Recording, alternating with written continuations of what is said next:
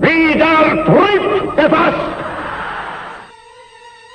Nazism was born out of the political chaos that Germany experienced after the First World War. The leader of the Nazi Party was Adolf Hitler, who had a highly ambitious and very aggressive nature. Hitler took an intensely racist standpoint.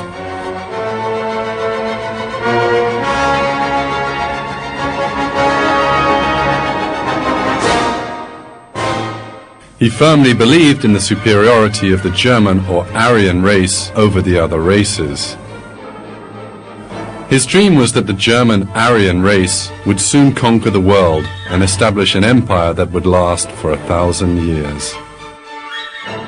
Darwin's theory of evolution appeared to provide a scientific basis for Hitler's own racist theories.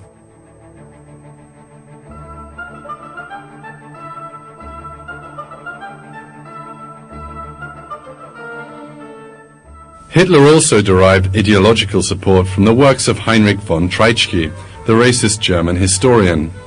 Treitschke was greatly influenced by Darwin's theory of evolution and based his own racist views on Darwinism. He said, "Nations can only evolve through a fierce struggle similar to Darwin's struggle for existence." Hitler also derived inspiration from Darwin's struggle for existence.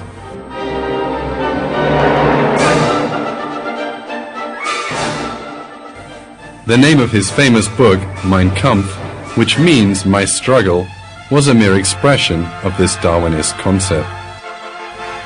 Indeed, Hitler, just like Darwin, rated the non-European races as little more than apes, and added, "Take away the Nordic Germans, and nothing remains but the dance of apes."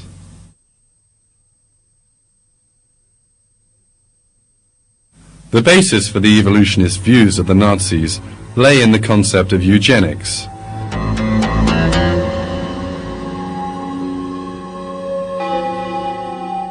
Eugenics meant the improving of the human race by weeding out sick and handicapped people and increasing the number of healthy individuals.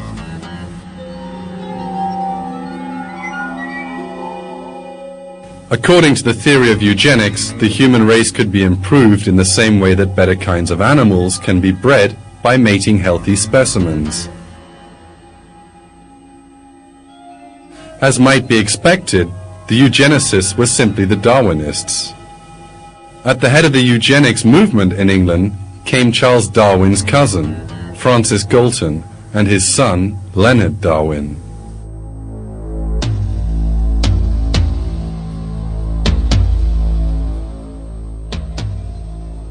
It was evident that the theory of eugenics was a natural consequence of Darwinism.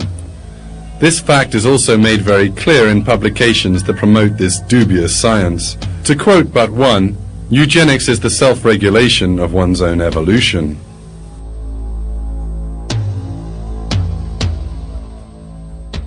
The first advocator and promoter of eugenics in Germany was Ernst Haeckel, the famous evolutionary biologist. He advanced the theory of recapitulation, which proposed that embryos of different species resembled one another. It was later realized that Haeckel made forgeries in the drawings that he used to propagate his assertion.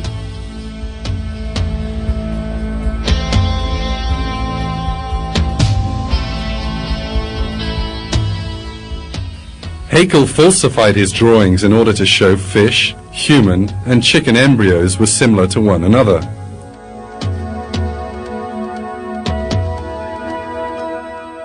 Some parts of the embryos he removed, and others he distorted.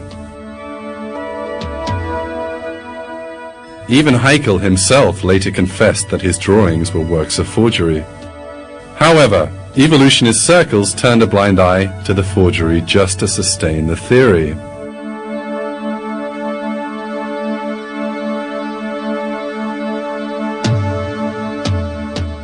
While producing scientific forgeries, Haeckel also spread the eugenics propaganda. He suggested that disabled newborn babies should be killed as soon as possible in order to speed up the process of evolution in society.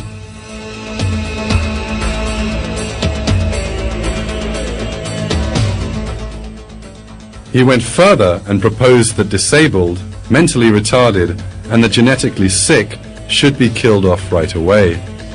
Otherwise, Haeckel argued, these people would place a burden on society and slow down evolution.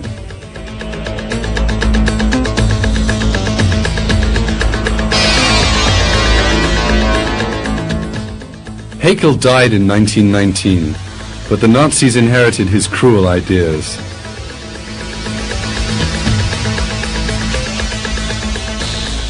A short while after Hitler seized power, he launched an official eugenics policy. The mentally retarded, the disabled, and those having hereditary diseases were collected in special sterilization centers.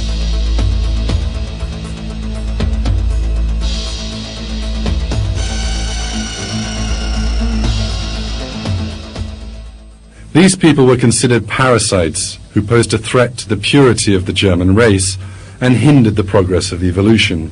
Indeed, in a short time, these isolated people started to be murdered at Hitler's secret command.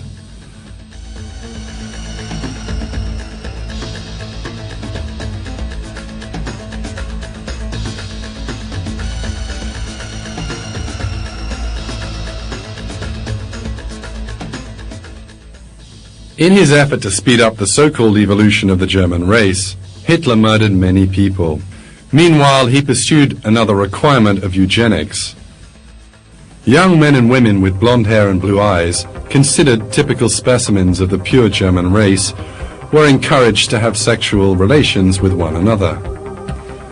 In 1935, special reproduction farms were established. SS officers frequently visited these farms, where young women who met the Aryan criteria had been housed. The illegitimate babies born on these farms were to become the future soldiers of the German Reich.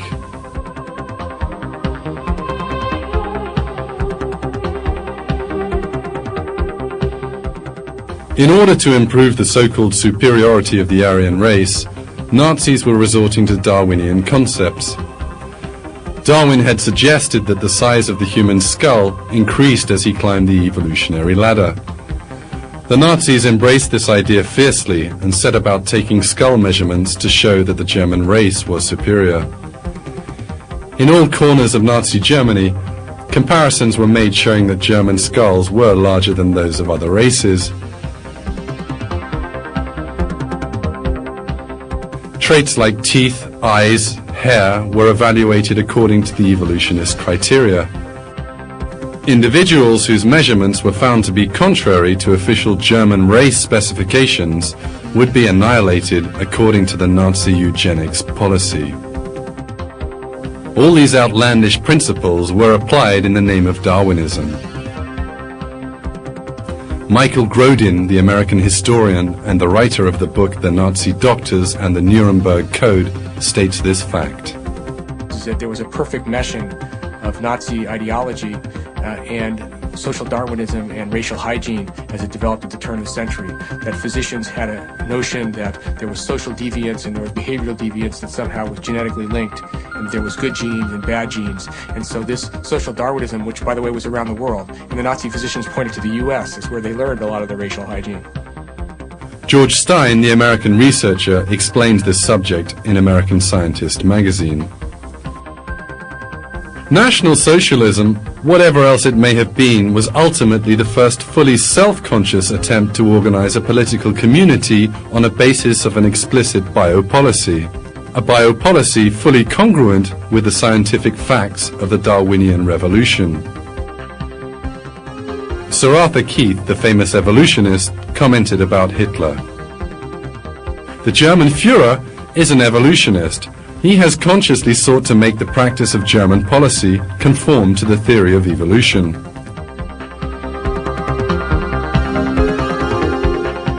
Another important reason for Hitler's evolutionism is the fact that he saw the theory as a weapon against religious beliefs. Hitler had a deep-rooted hatred of monotheistic faith. Religious virtues like love, mercy and modesty were a great hindrance to the merciless and militaristic Aryan race model. Wirtschaftlich zu vernichten, dass dann Deutschland nicht mehr länger untätig zusehen könnte. That is why, from the time the Nazis seized power in 1933, they aimed for a return to ancient pagan religion for German society.